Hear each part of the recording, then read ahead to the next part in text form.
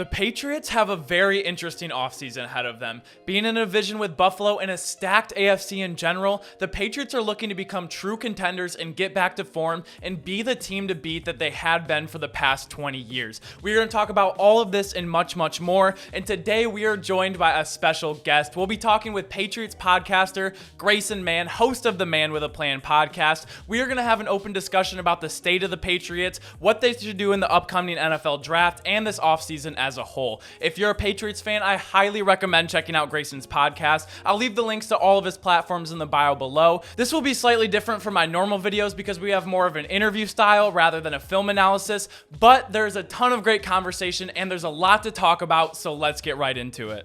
What's going on, Grayson? So I already gave your introduction, so we can get right into the content. When talking about the Patriots offseason, probably the biggest thing we need to talk about first is the NFL Draft. The Patriots hit huge last year on the draft, probably getting the steal at quarterback position with Mac Jones all the way down at 15, Christian Barmore and Stevenson at running back, all three guys being able to be year one impact starters. So going into this year's draft cycle, which two positions, we're going to go over the first two rounds, what positions do you think the Patriots should be targeting in the draft? And we can give realistic. We're not going to be like, oh, they would love to have Aiden Hutchinson. He's not going to be there at 21. But what positions and what realistic players would you like to see the Patriots take in the first two rounds? Yeah, so I first just want to thank you for having me on, man. I really appreciate it.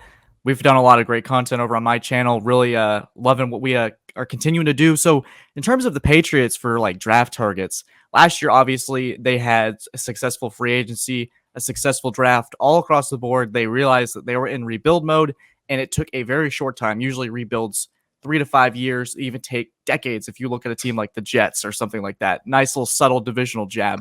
But for this year, I think the most important thing is how do you build around Mac Jones? This season was all about, especially after Cam Newton, do we have our guy? Could Cam Newton be that bridge person? Mac Jones ended up taking over in week 1, and we got our answer. He's solid.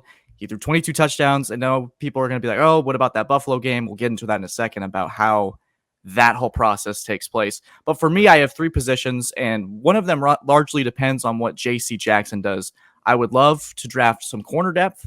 I would love to get quicker at linebacker, and I would love to get Mac a number 1 receiver that he can build with, kind of take a similar route to what Cincinnati did with Joe Burrow and Jamar Chase. The Patriots met with a lot of receivers at the Combine today. They met with Williams. They met with Mechie, Chris Olave. They said they had good meetings. I know it's just meetings, but it's nice to see Belichick taking that initiative early on. Of course. And so before I get into my takes or some of the players I think, what receivers and what corner do you like in the first round or the second round? And which one do you think they should actually prioritize in the first round? Or does it depend who's sitting there at 21? I think it really largely depends on who's sitting there, because I don't want it to be like, let's put all of our eggs into one basket type thing. And really, like, say we really want Jameson Williams, but he gets taken at like 18 per se. Someone for me would be, especially if they're there in the first round and there's not a receiver you're not in love with, because we could end up with another N'Keal Harry situation. We do not want that again, where he is 10 games into the season with 7 catches. And that is a nightmare. I'd love to get a guy like Devin Lloyd from Utah. He had a fantastic Rose Bowl. N'Kobe Dean from Georgia. Quick guys, smart with the football, strong hitters. And I like what we have with Donta Hightower, Jawan Bentley, but I'd love to get quicker. I'd love to get faster.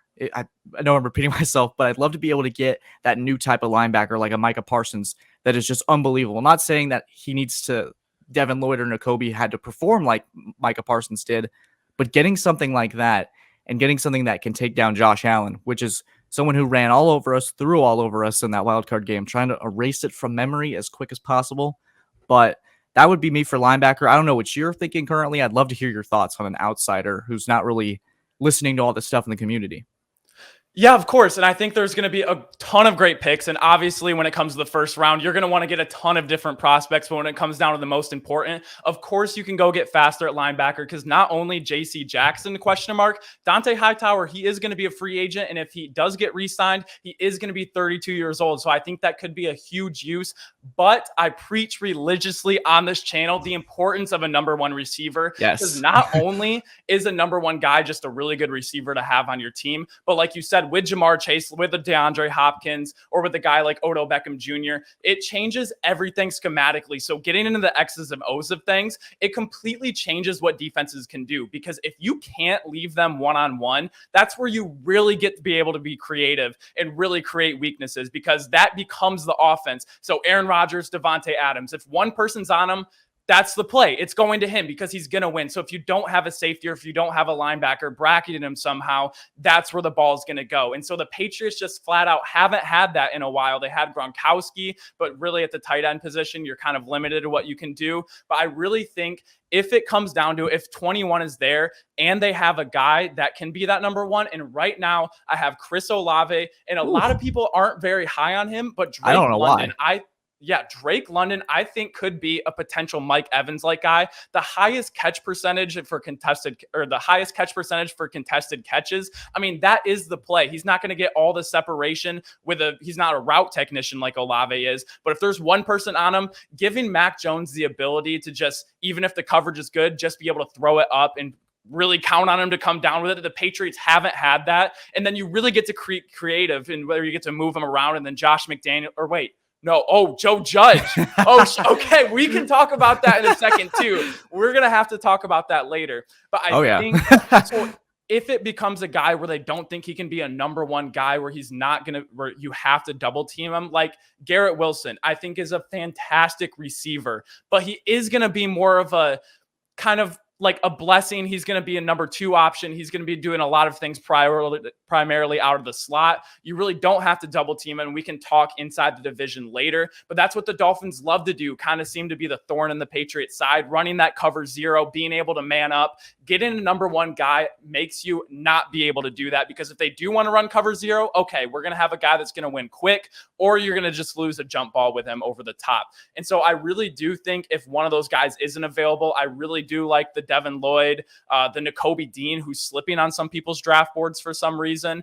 But this is why I'm so glad that the Patriots are here. And I really think a week like this, Combine Week, is so big, is because everyone gets wrapped up in all the numbers. But the Patriots, they are been so good about watching film and getting good football players instead. So I really think number one receiver, first priority, getting faster at linebacker, second priority. And if there is a guy like Sauce Gardner somehow, but then you can even look at a guy like Michigan, Daxton Hill, taking him in the second round, because he's a slot corner out of Michigan, going to be able to play probably primarily safety in the NFL, but Patriots love those versatile guys that they can put in a lot of different spots. So that's kind of where I see Patriots targeting in the first two rounds. Yeah, I really like what you're going with that, especially in that receiver category, because even if he's not making an impact on a certain play, the Patriots, if you compare 2020 to 2021, you add Kendrick Bourne, Hunter Henry, Jonnu Smith, and well, necessarily Jonnu Smith didn't exactly have the a great first year like he hoped, but you still had weapons that Mac Jones could throw to, and getting that number one receiver, I look at it as more of like what we hoped Nelson Aguilar could be, a guy that you could take the top over a safety, top over the defense. It just wasn't that way. It wasn't how the cards played out this year. So getting somebody that can at least make a defensive coordinator lose sleep at night. You want to be able to take at least 1 to 1.5 guy, maybe get a safety that bleeds over there, because he has a rapport with Kendrick Bourne, who's made significant strides. You have Jacoby Myers, who gets solid every year. Hunter Henry was a nice surprise, especially with a full healthy season. But I would love that speed at linebacker, because watching Josh Allen run over Dante Hightower, I think I'm starting to get sick of it, to be honest with you. Well, that is actually a great segue, because the AFC East is running through Buffalo for the first time in almost 2 decades. And I mean, if you're a Patriots fan or not, you kind of have to acknowledge that right now it is Buffalo's to lose. But then also we look down to Miami. I still don't think the Jets are there, but Miami kind of being on the rise. They have that defense. They seem to always have the Patriots numbered, whether it's the Mac Jones or the Tom Brady era. And now we have Mike McDaniel coming in, being an offensive minded coach. Where do you see the Patriots really having success, or what do you think they need to do to overtake Buffalo? Well, I think a lot of things that this year, it was a lot of improvement. And yes, we do understand that Buffalo is currently the top dog in the division. They could have won the Super Bowl this year if it wasn't for certain overtime rules. That's probably another discussion for another time. But it's been a complete shift, because over the last 10, 12 years that I've been watching Patriots football, it's been domination, Buffalo, an afterthought on the schedule. You don't circle those in the calendar. The first time I can really remember Buffalo being a threat was Josh Allen's second year, Tom Brady's last. And they went back and forth. They had a really great Christmas game.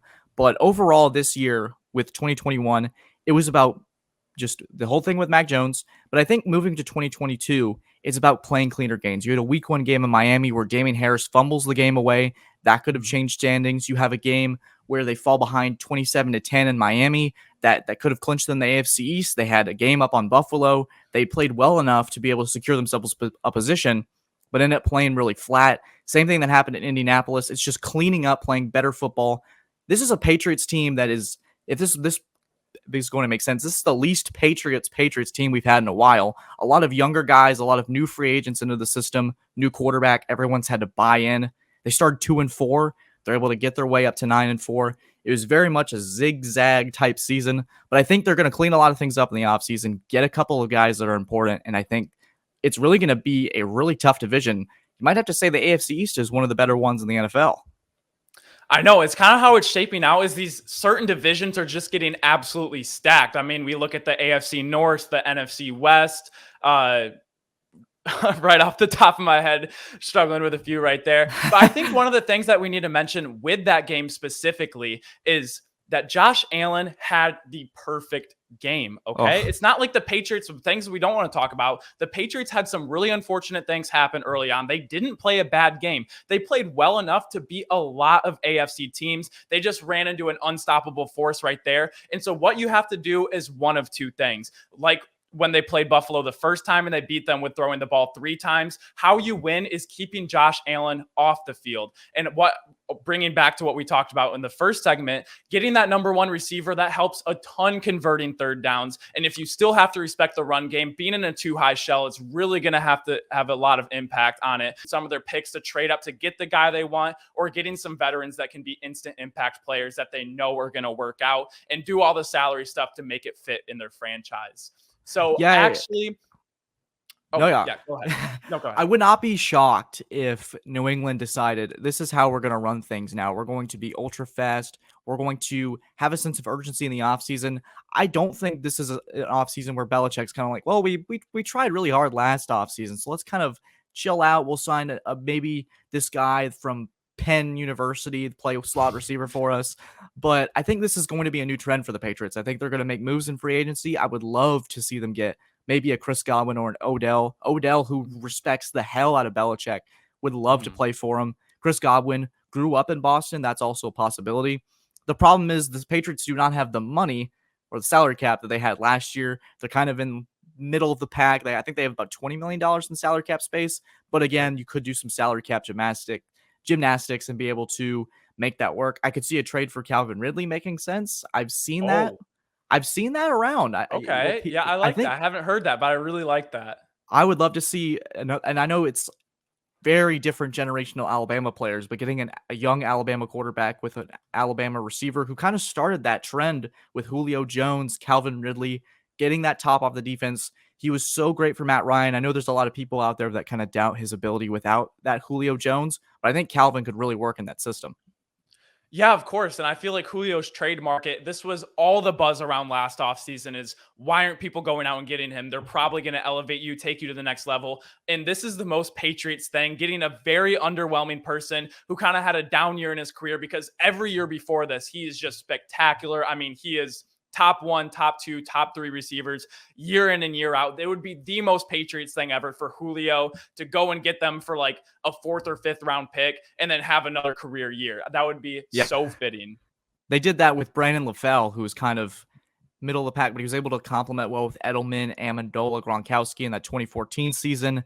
They tried to do it with Antonio Brown and Josh Gordon, but circumstances ended up just not. It wasn't the case there. I don't want to really get into what Antonio Brown's situation is or Josh Gordon, but they've certainly gone for bigger receivers in the past, so it's not like anything I would certainly be surprised over. And you're right, Julio Jones could come for very cheap, and it could be a classic, he has a career year for New England and they go on a Super Bowl run.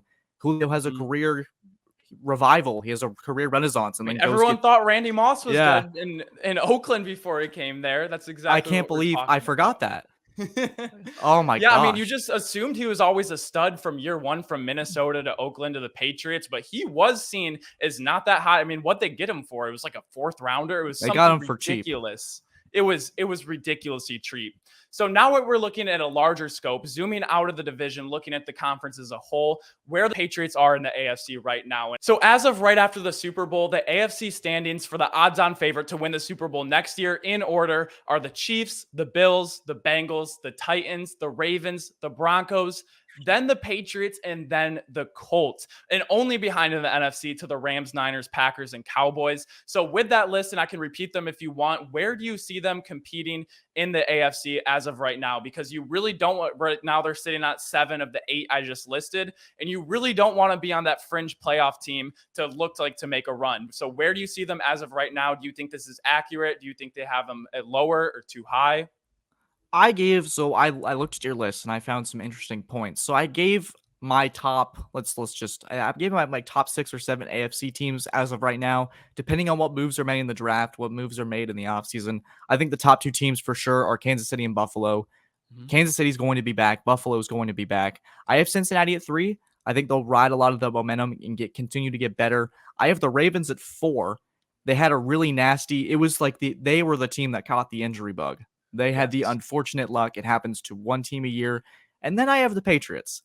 And I understand with the Titans, they're forced with Derrick Henry, but I'm gonna give you a little bit of a secret. I think Tannehill's kind of overrated. I think Mac Oh Jones. no. I think Mac Oh Jones. no. I think Mac Jones in year 2 is already better than Ryan Tannehill on Tennessee. I think I looked at their stats too. They're about exactly similar. I think Mac Jones has one more touchdown pass and one less interception, but already there, if he's already reached that bar that Tannehill has consistently set throughout his career at Tennessee, then I don't see why Mac Jones can't make a Joe Burrow type leap and be able to be, hopefully, my optimistic side hopes we can compete for the division and take down Buffalo. But part of me wants to be realistic and say, hey, maybe we can be a 5th seed that gets a good matchup in the first round and carries that momentum to potentially a Kansas City or Buffalo. Because I don't want to automatically say and jinx myself or look like an idiot and say that Buffalo is not a top 2 team in the AFC, if not the NFL.